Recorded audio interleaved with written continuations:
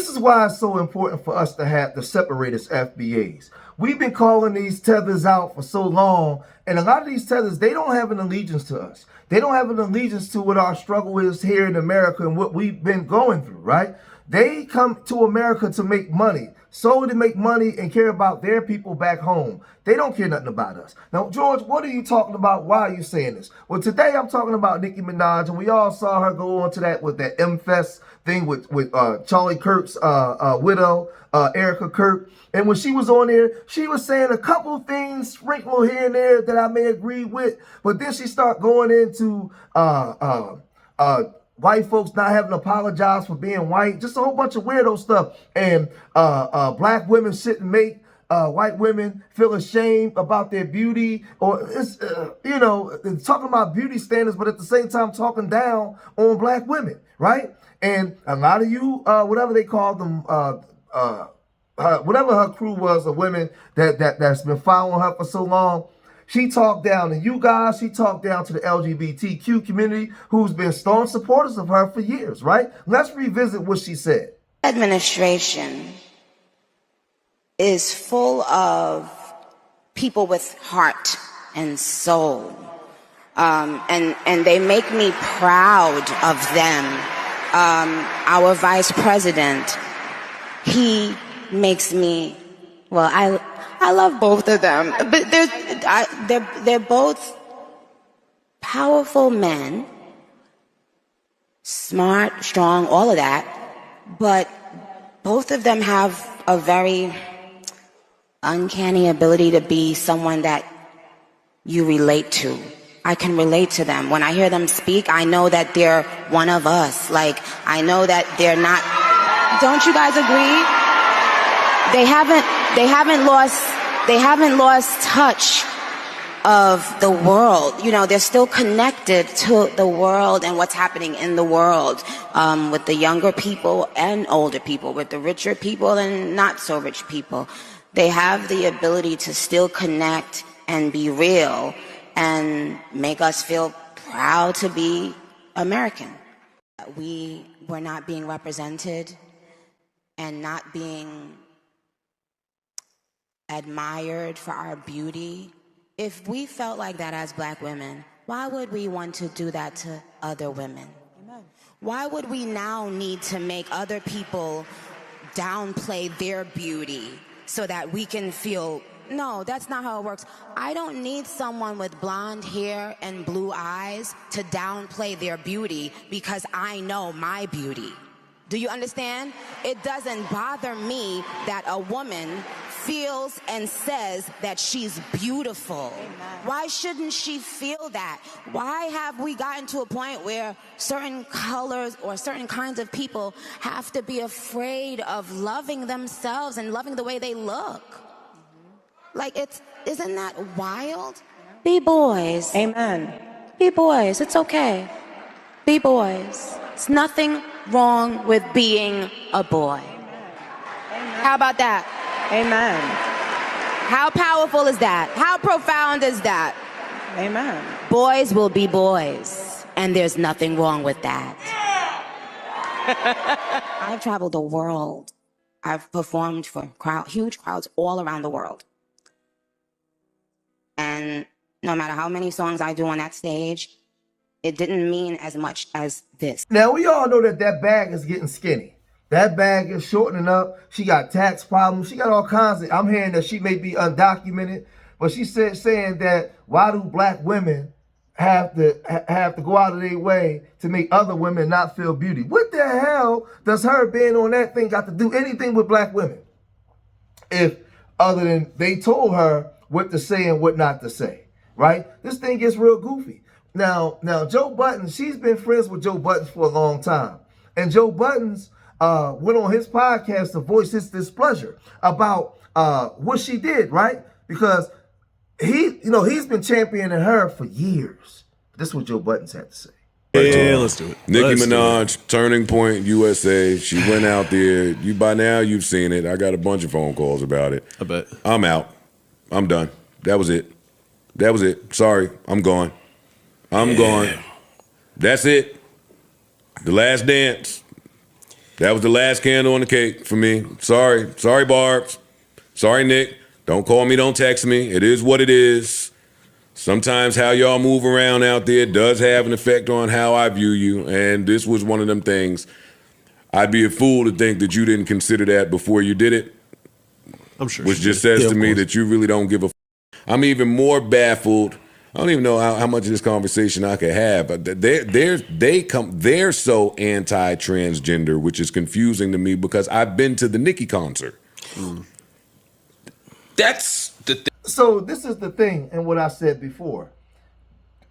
The problem that she did was when she went on there, it's going to get her in real hot water, is what she said about black women.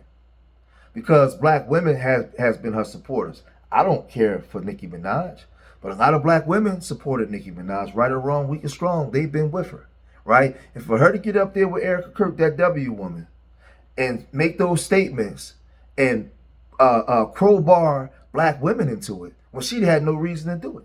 She knew exactly what she was doing and why she was doing it. She has an ulterior motive and she doesn't give a damn. I've been telling y'all for years that the sisterhood is full of crap. There is no sisterhood. There never was a sisterhood. A lot of these women care about themselves. They don't care nothing about, listen, whatever issue she got going on with Rock Nation, whatever issue she got going on with trying to get her brother out of prison, whatever issue she got going on with her husband, man, she don't care. She don't care, right? But Joe Buddens wasn't finished. So confused by so much of what was said on that stage. Yeah, I watched the whole thing, hoping that maybe it was going to be Context. impartial or there was a reason, but she was just echoing a lot of the you would expect to be echoed. I remember highly disappointing. Oh, Same. Extremely disappointed. I'm not disappointed. Very anti-black of you. Very anti-black of you. Let's just call shit what it is. You were saying? Oh no! I'm not disappointed just because I've come to expect had no it. expectation. Yeah, or I expected that. Unfortunately, I remember when I first criticized Nicki a couple months ago, and I said she's doing these MAGA talking points. She sounds like a MAGA person, and the Barbs came after me like, "Why are you saying she's MAGA just because she cares about X, Y, and Z?" Is she MAGA now? She's at a turning point conference. She's talking to Charlie Kirk's wife. Talking about how handsome Trump is. How handsome Trump is. No, she went crazy. She also called J.D. Vance an assassin, which is a weird thing to say. Crazy. To the woman whose husband was just assassinated. That was a very awkward. It was just, you could 30 pick any seconds. other word, right? It was like, oh, what is happening here? Didn't she? All little girls mattered when talking about that. It was a hot ass mess on that stage. It was. That's exactly like there's no way to sugarcoat it. Right. I'm done. I'm off.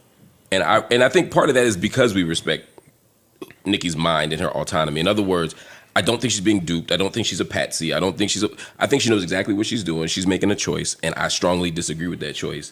And so I can't rock with it. I still think she's a great MC. She's probably top 10 ever for me. Male, female, dead, a lot, whatever. I think she's just a great artist. But the choices she's making in life are stunningly disappointing over the course of her career. Although over the last year, it's exactly on brand what we would. Now again, like I said, I think that she is maybe here illegally.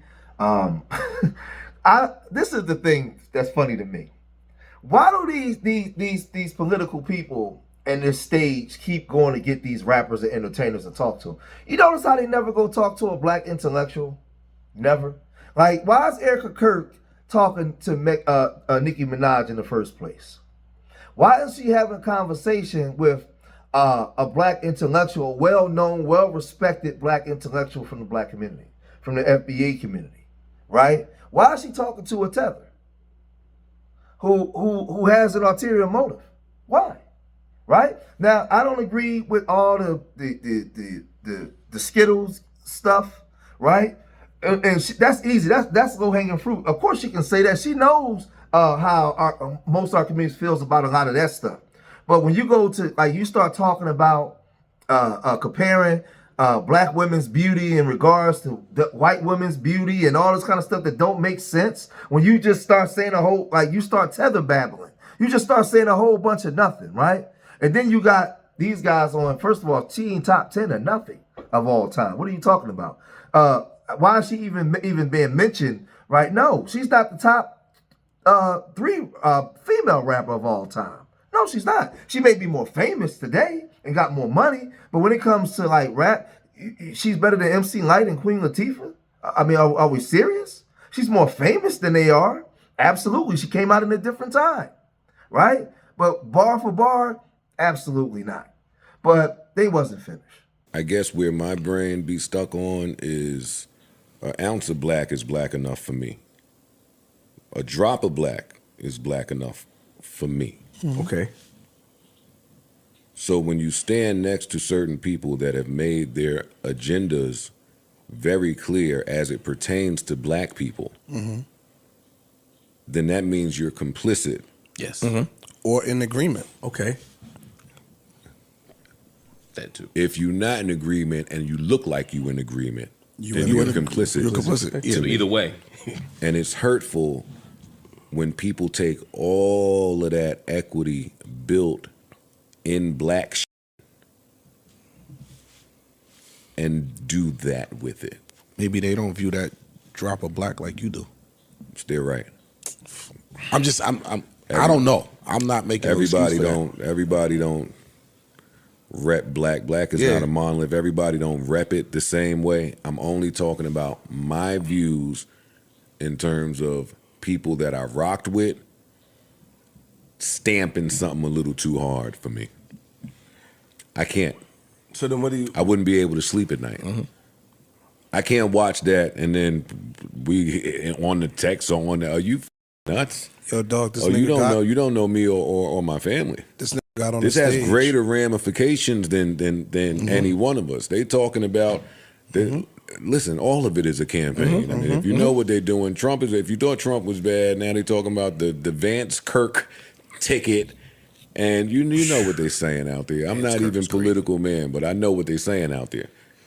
So Bro, man, Vance just went up there and was like, yo, now we no longer have to apologize Now for being white. we don't gotta no. Now we don't have to apologize for being. We don't have to be guilty or apologize for being white. Since when did white people ever have to apologize for anything that they've done in the United States throughout the world? So it's a joke because they talking about this stuff about apologizing for being a W person. What do you mean? See, this is the thing. When they talk about make America great again, well, when America was great for W folks, what was the position of black folks? What was the position of the Native Americans, right? So it's not about them being apologizing. It's about the behaviors of what established this country. Now, remember, a lot of those people believe that your only level of achievement is them having to dumb themselves down. So they have to dumb themselves down so you can bring yourself up. So now they feel like they have to apologize for being a W person, right? And they don't want to do that no more because they don't feel like that you're on their level in no aspect of a way. You are beneath them. And now with Trump being back in office, right? They don't have to apologize. We can come out and reign supreme. We have a right, a sovereign right to govern this world the way we see fit because we are the apex. We are the ones. Everybody else is beneath us. That's what they mean when they say that. So now when she get on that stage and she says that black women shouldn't be making white women feel like they have to apologize for their beauty, she's signing off. She's over there with them. She's pledging her allegiance to them. Because they believe if they wanted to today, effective immediately today, we're going to put everybody back in bondage. They believe that they can do it. The only reason why you have rights is because we're allowing you to have it. We are allowing you to live the life that you live. So we're dumbing ourselves down. That's the way that they operate. So having conversations with these people, you're wasting your time. You're wasting your time because they look at the history. And they say, we can easily go back to there. We can make America great again. You should shut up and just be in your place and be happy that we give you a position. That's the way that they view the world. So Nicki Minaj knows what she's doing. She's being calculated. She has an ulterior motive. And, she's over there now. Now black women, the ball is in your court. If I still continue to see all y'all over there supporting her, then you let me know where you stand. You a traitor as well. You shouldn't be over there with her. She threw y'all completely under the bus and then put it in reverse and ran you over again. But y'all let me know y'all let me know what y'all think about this. If you made it this far in the video, hit that like button, subscribe to Street Media TV, leave your comments in the comment section. Remember, I love y'all. Till the next time. Peace.